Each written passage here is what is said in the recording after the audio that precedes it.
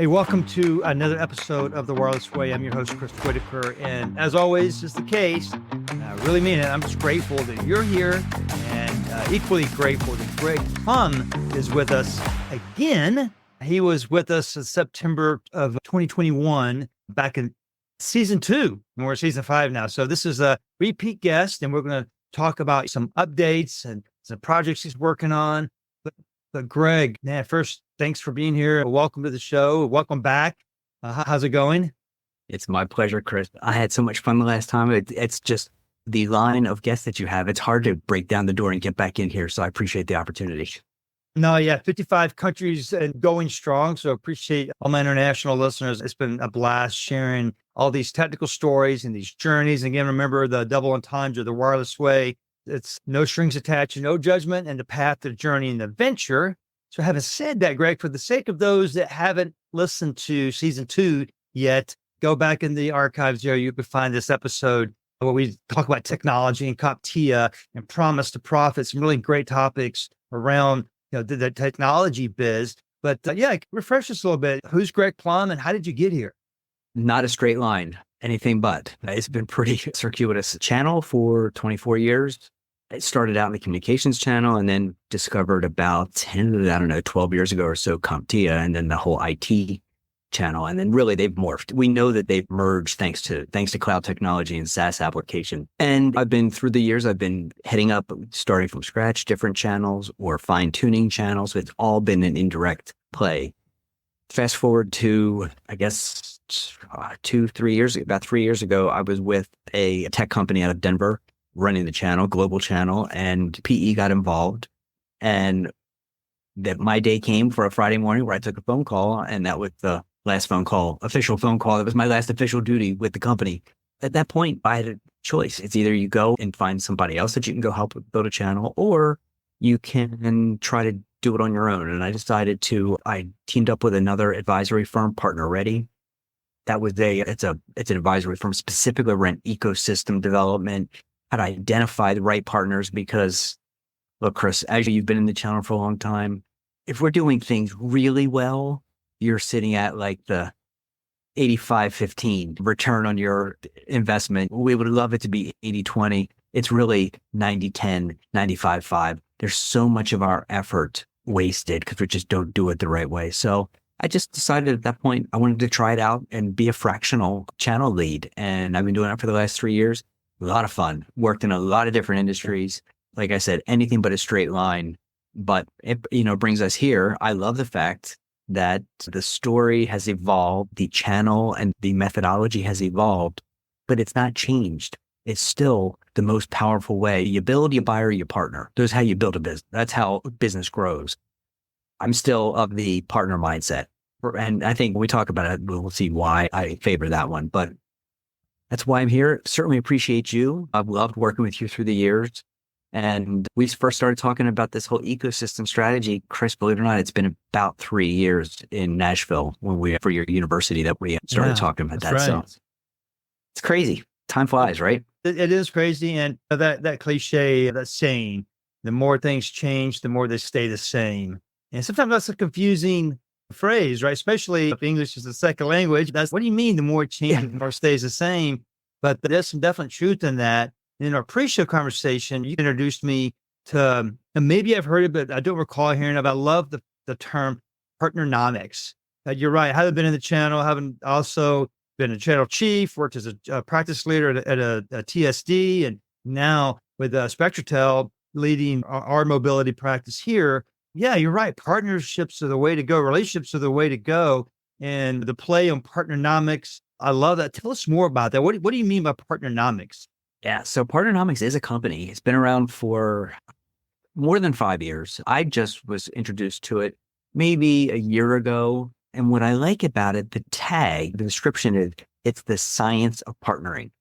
Now that spoke to me because anybody that's been to Vegas for channel partners or for ChannelCon, for CompTIA, there's a lot more to it than it. You don't look at it as scientific. It's much more of it's an intuitive, no matter what, it is very relationship driven. However, there is still a cadence to it that should be followed.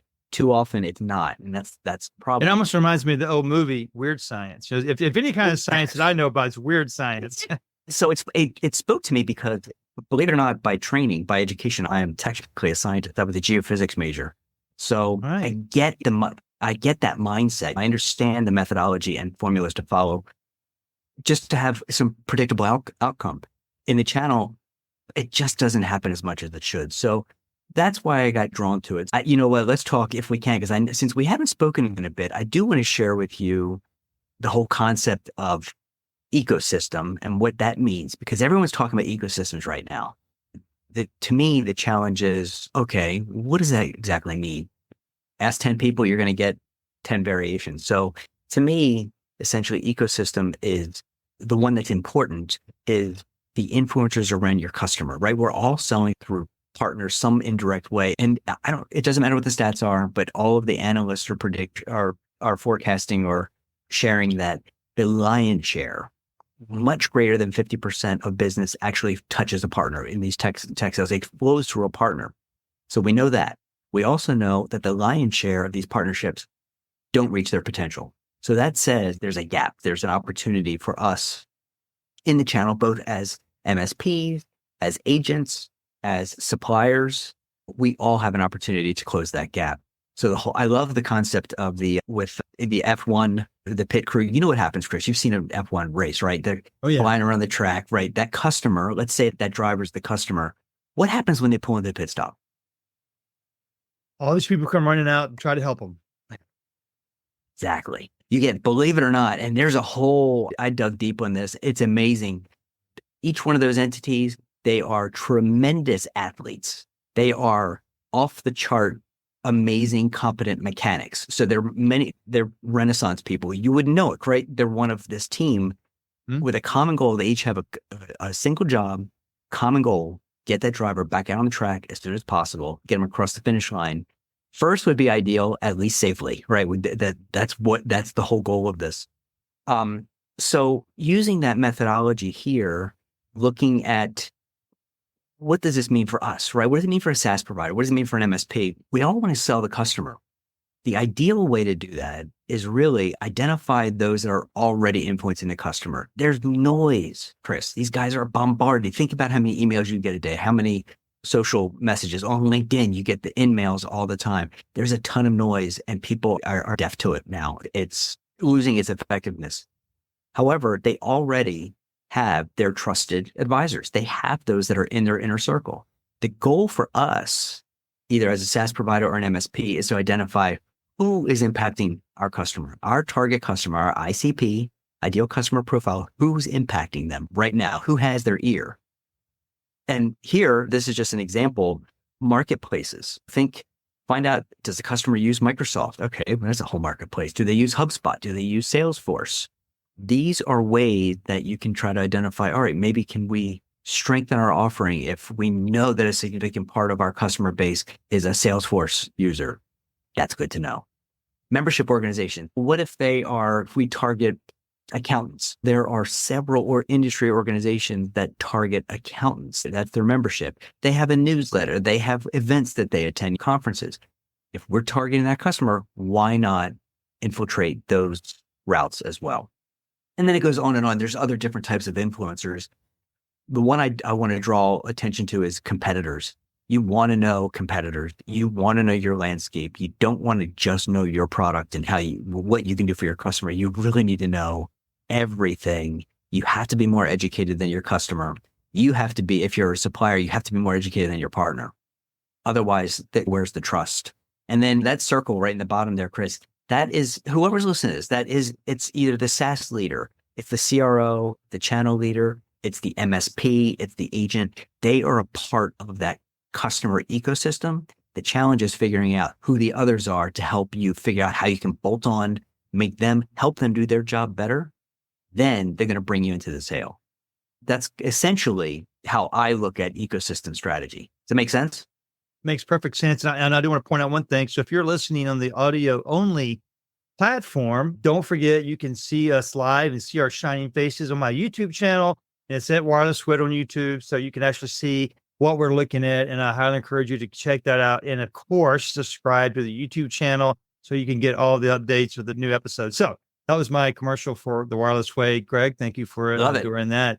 But Of yeah, course. back to the ecosystem, and you'll see that circle. But yeah, tell us more about what else have you discovered? What other observations have you had? And there's so many people trying to make a living working in the channel, and some are doing a great job. And then you see some that are really just struggling to get their message out.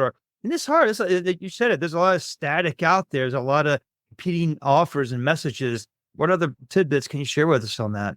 To me, Chris, it's really about alignment, finding the right partners that are aligned with you, both from where you have a product that dovetails well into what they're already offering to their customers. And then you also have business alignment where your model can work with what they're taking to market. So when I say that, some will have just a referral model where the partner, the supplier is doing all the work and putting on their paper, they're billing the customer, they're collecting, and then they pay a commission to a rev share to the partner, which is a very viable. You and I know that space very well, and it's extremely lucrative. Then there's the wholesale side of things, or a reseller where the partner is buying at a discount off of the retail. They mark it up, put it on their paper, and then sell it to the customer. You need to understand the partners, what their optimal model is and how that lines up with your optimal model. If you have a mismatch there, it doesn't matter how good your product is, how well you deliver it. If you have a mismatch in delivery methodology, it's not going to be a very good, very strong partnership. So it's about alignment. That's the key. And I think oftentimes we spend too much time talking. Guilty. I've done this through the years. I spend too much time talking to partners that I like, even though that was not a fit, right? We may have done good things together in the past, and I may have a new product and I wanted to bring it to market, and I may go back to the well blind to the fact that might not be the optimal partner for that. Yes, it's fine. I don't want to keep that relationship, but it might not be the optimal for that particular deal. We need to pay attention to that because otherwise you're just wasting your time. So you had asked about Partnernomics. What exactly does that mean? And so it was founded by Mark Brigman. He's got his PhD in economics. And so why not? He saw a gap, and he's worked for large carriers in the communication space. He saw a gap in their partner program. And I believe, I might have this wrong, but I think he even did something with his dissertation, his doctoral dissertation along those lines, ultimately launched the company Partnernomics. And what I love about it, it's actually it's got a couple of different things. There's a whole LMS. It's a whole learning management system where partnering pros or novices that want to be pros can go to learn the ins and outs, the nuance of partnering. But then there's also folks like me. I'm an orchestrator, which means basically I can walk them through it and guide them and be like that Sherpa through the entire process. We have boot camps that are either self-serve, self-guided, and then there's even a software that helps reinforce this that's actually integrated. It's built on Salesforce. What it is, Chris, is really just a recipe. There, all too often, you and I talked earlier, and this has always been a big joke. I want to build a partner program. Okay, let's go recruit. Okay, that's the wrong thing to do because you're going to waste your time and effort.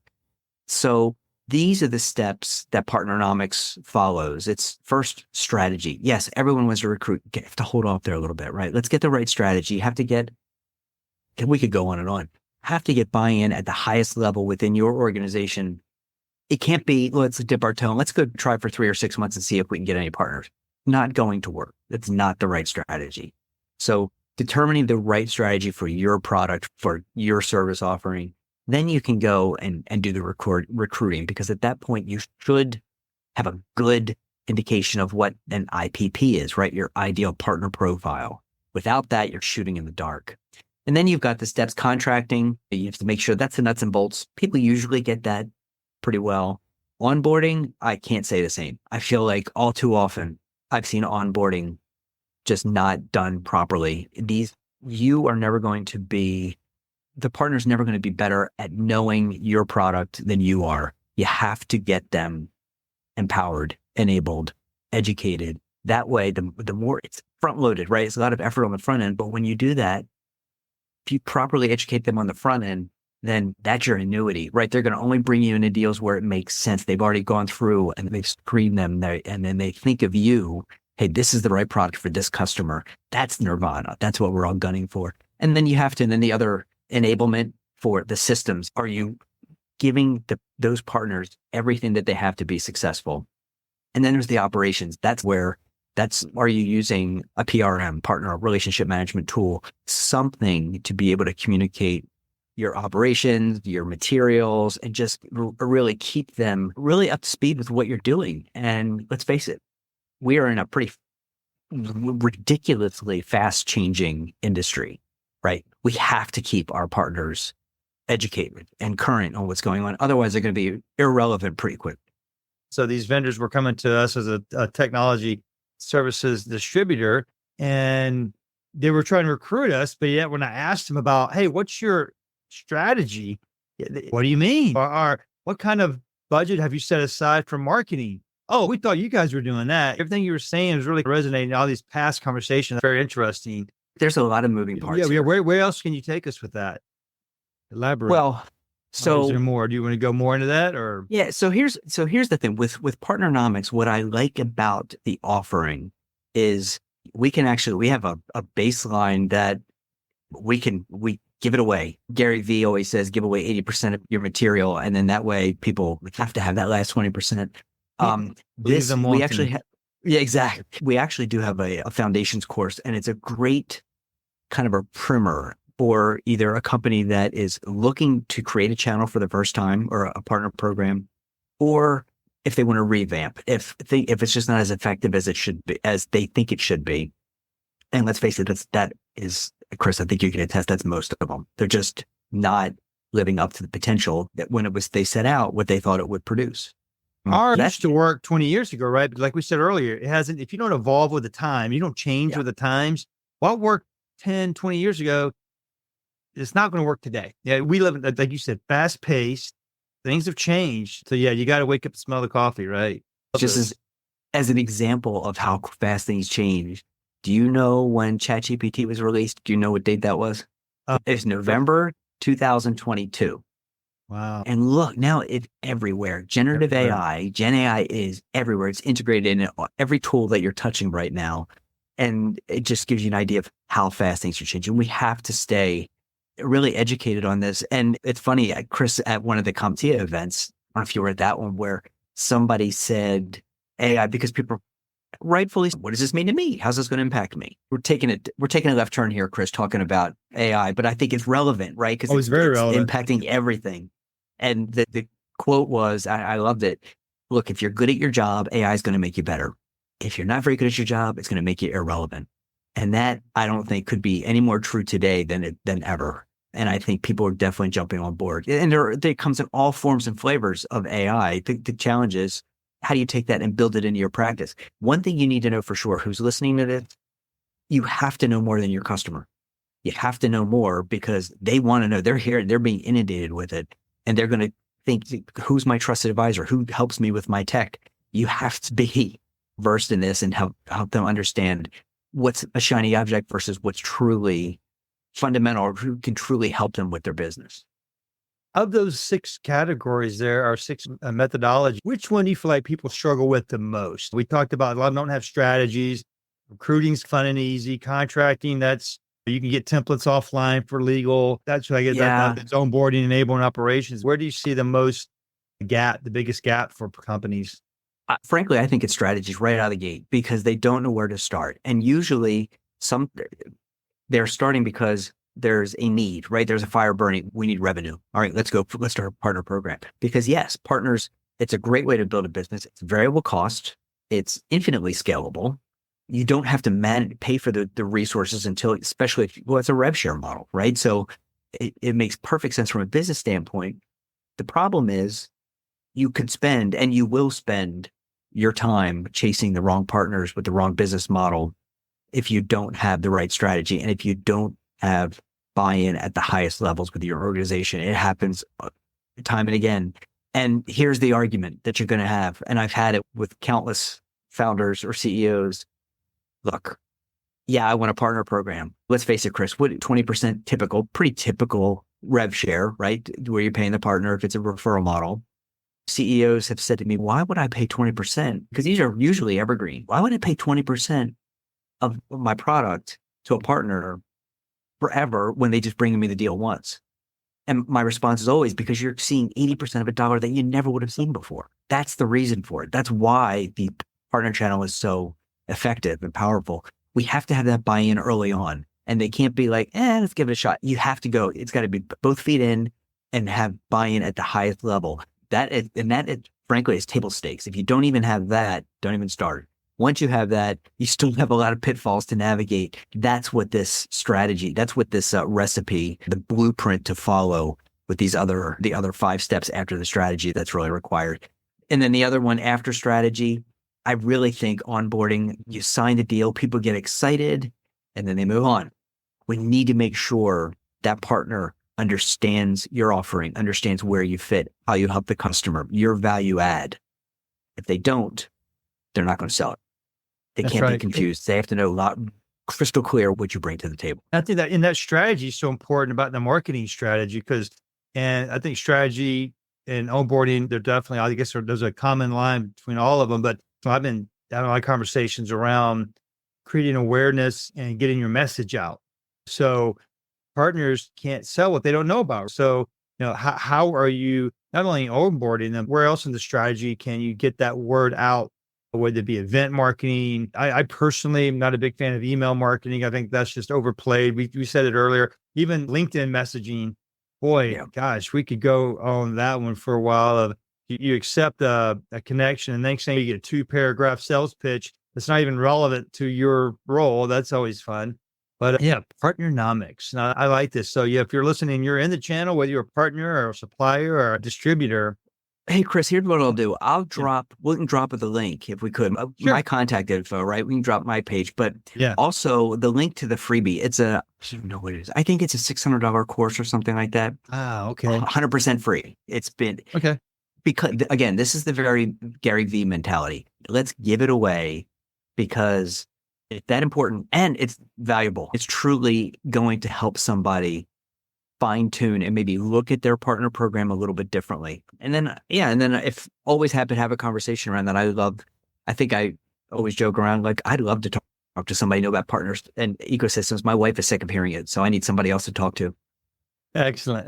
So there you go. Check the show notes. We'll have a link there for you to see this course and of course, a way to contact Greg.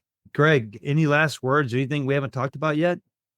Oh, Chris, come on. I got to say something for our next episode.